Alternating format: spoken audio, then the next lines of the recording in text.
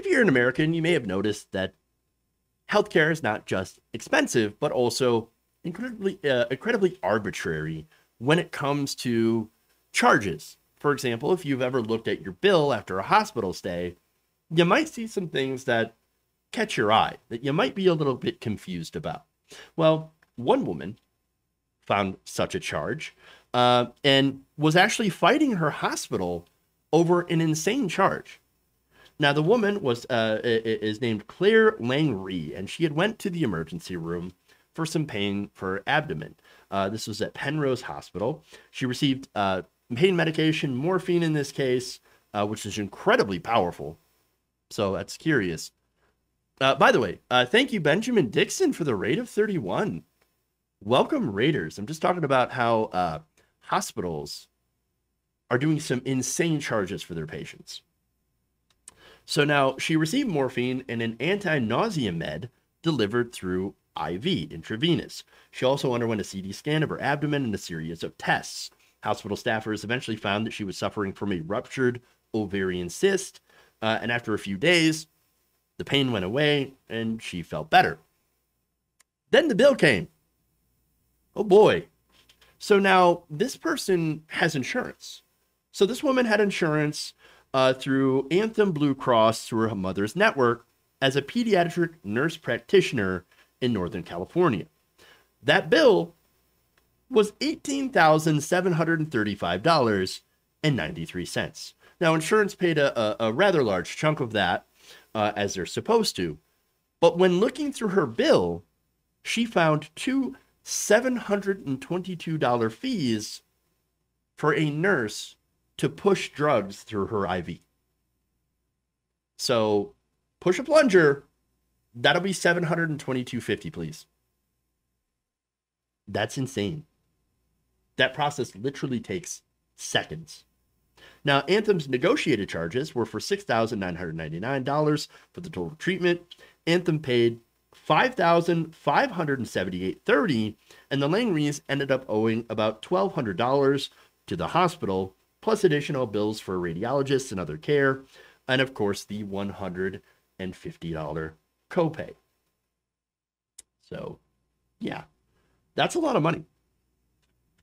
I mean, again, if the negotiated charge and the fact that they can negotiate this down says something, it says that it's really not worth the amount that they're putting up, that they're literally charging for these very simple things.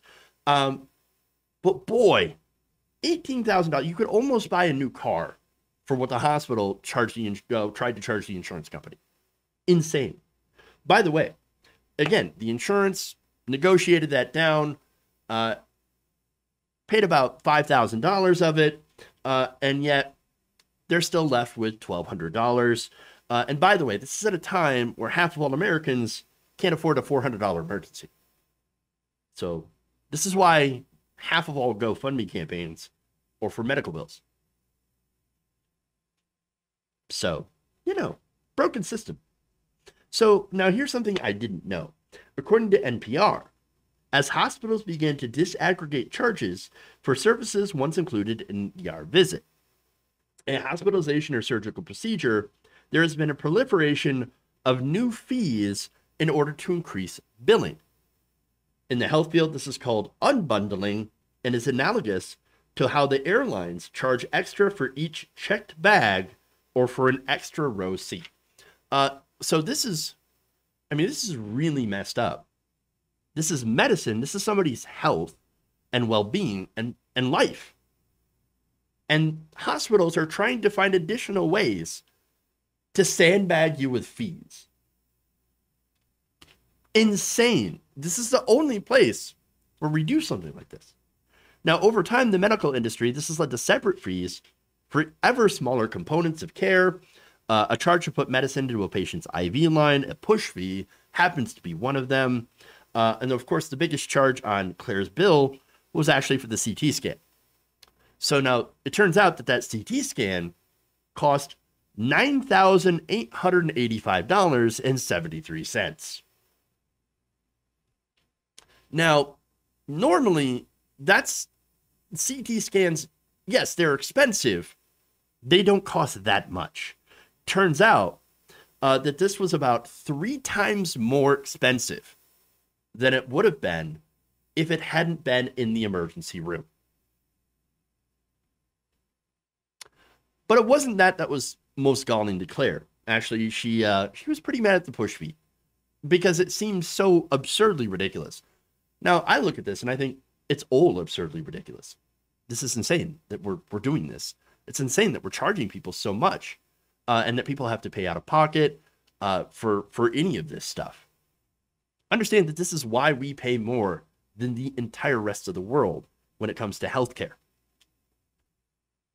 Now, Claire said, quote, "That was ridiculous."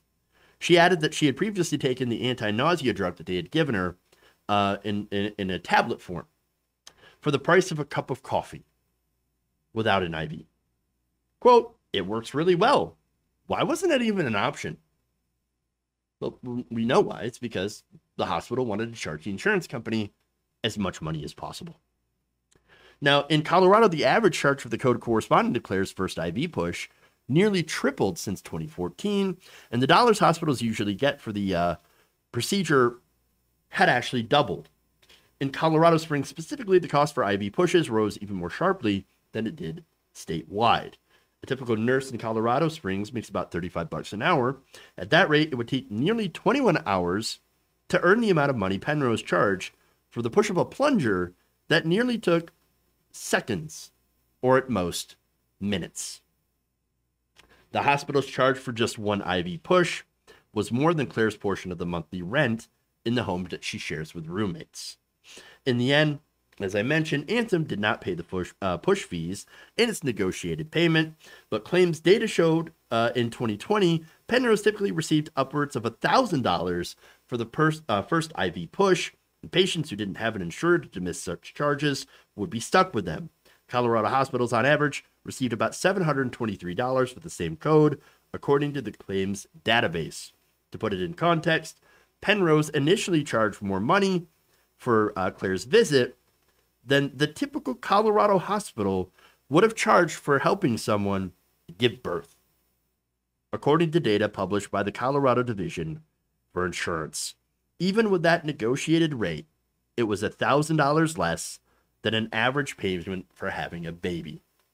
A little bit of medication, pushing a little bit of meds into the IV, the CT scan and all that, more than having a kid.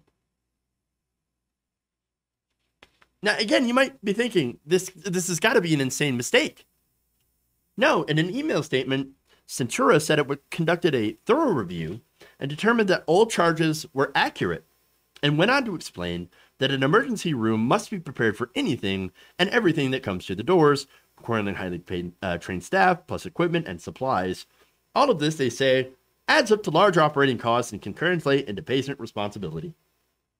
Or, as researchers have found, little stands in the way of hospitals charging through the roof, especially in a place like the emergency room, where a patient has few choices. Oh, of course. Your money or your life. I mean, that's the situation here. Now, a report from National Nurses United found that hospital markups have more than doubled since 1999, according to data from the U.S. Bureau of Labor Statistics. In an email, Anthem called the trend of increasing hospital prices, quote, "alarming and unsustainable." And yet, they're watching all of this happen. And again, this isn't just the hospitals. Yes, the hospitals are charging these prices, but the insurance companies, well, they're also responsible for this. Now, this is according to Gay Bai, an associate professor of accounting and health policy at Johns Hopkins, says that when patients see big bills, it isn't only the hospital's doing. A lot of it depends on the insurer. For one, the negotiated price depends on the negotiating power of the payer, in this case, Anthem. So now this is, why we say we should have single payer healthcare through the government as the insurer. The government would have massive amounts of power as the insurer to negotiate prices. And they would negotiate at a much more reasonable rate. But again, you have these insurance companies that don't have as much power as the federal government, obviously, and they do a much worse job at negotiation with the hospitals. In fact, here's what Bai said, most insurance companies don't have a comparable negotiating or bargaining power with the hospital. Prices in a state like Michigan, where Bai said the UAW union covers a big proportion of Michigan patients, would look very different than those in Colorado. In many cases, insurance companies don't negotiate as aggressively as they can because it turns out that they earn profit from the percentage of the claims. The more expensive the actual payment is, the more money they, as a middleman, gets to extract. Of course. Of course. Though Anthem negotiated the push fees away, it did pay the hospital 30% more than the average level IV emergency department visit in Colorado that year, and paid quadruple what Medicare would allow for the CT scan. This is insane. So now, originally, Claire and her mother decided that they were going to fight this because of these charges. They wrote letters to the hospital. They searched for information on what the procedures should have cost. The cost of the IV pushes and CT scan infuriated them. The hospital wanted more than double for a CT than what top-rated hospitals typically charged in 2019. However, they had to quit because the threat of collections had worn them out.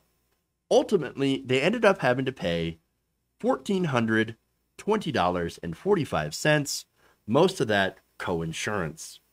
She said, eventually it got to the point where I was like, I don't really want to go to collections because this might ruin my credit score. Insane. And I keep saying that. I know I sound like a broken record, but there's no other way that you can look at this and not think broken. This is fundamentally broken. And there is one way to put a stop to this. Medicare for all.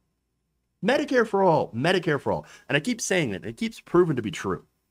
These insane costs are thanks to insurance companies being middlemen and hospitals jacking up prices. Because, again, you don't have powerful negotiation.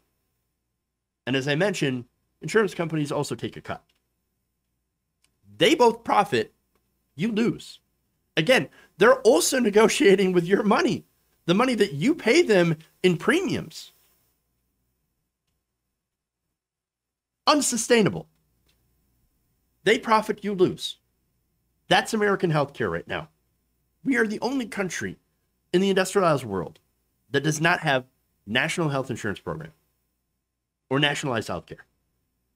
That does not make us better. It does, however, make us unique in how badly we treat our own people. Imagine if you could not afford that. How much it would wreck your life, wreck your credit.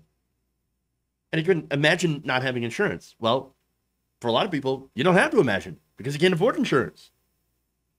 This system is wrong. It's abusive. It's violent. It's destructive, immoral, and needs to go. We need to have Medicare for all. If you enjoyed this video, please give us a like and share with your friends. You can subscribe and help out the channel by becoming a patron. It's patreon.com/Jeff Waldorf, or you can become a channel member as well by hitting the join button below.